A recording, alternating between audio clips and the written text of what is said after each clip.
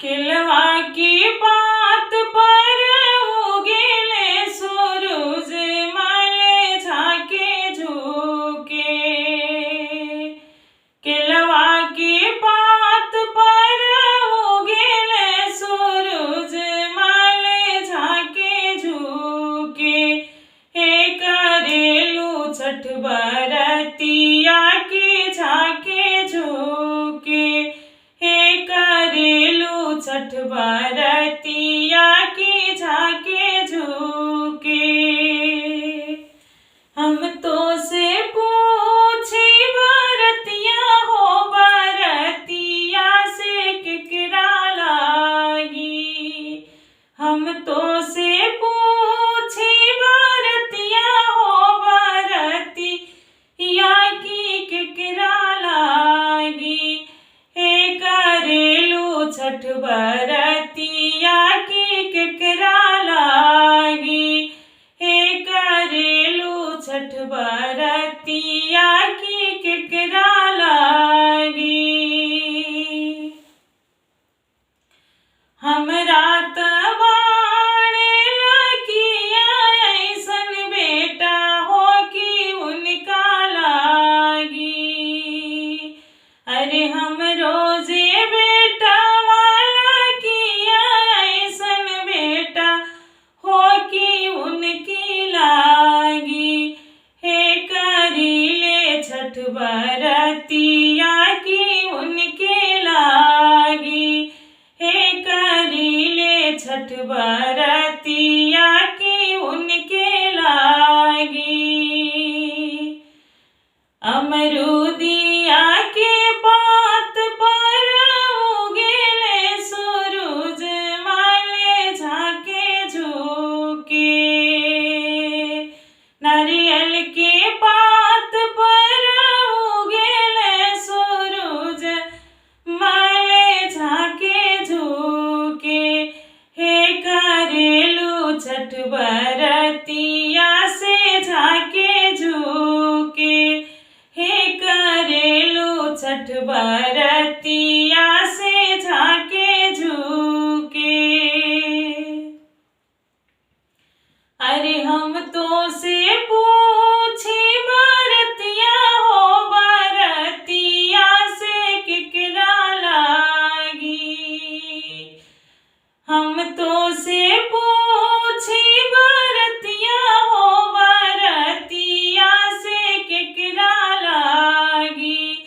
हे करेलू छठ बरतिया से केकरा लागी। हे करेलू छठ बरतिया से केकरा लागी। हम रोजे बेटवा से सुआ जैसन बेटा हो कि उनके लागी। हम रोजे बेटवा से सुआ ऐसन बेटा हो कि उनके लागी। हे करीले छठ बरतिया से उनके लागी।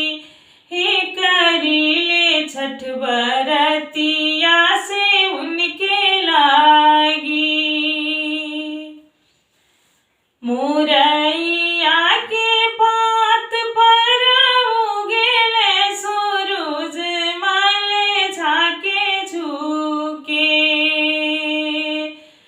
हरियदिया के पात पर उगेले सूरज मल झाके झुके। हे करेलू छठ बरतिया से झाके झुके। हे करेलू छठ बरतिया से झाके झुके। हम तो से पूछी बरतिया हो बरतिया की केकरा लागी। हम तो से पूछी बरतिया हो बरतिया की केकरा लागी। हे करेलू छठ बरतिया से केकरा लागी।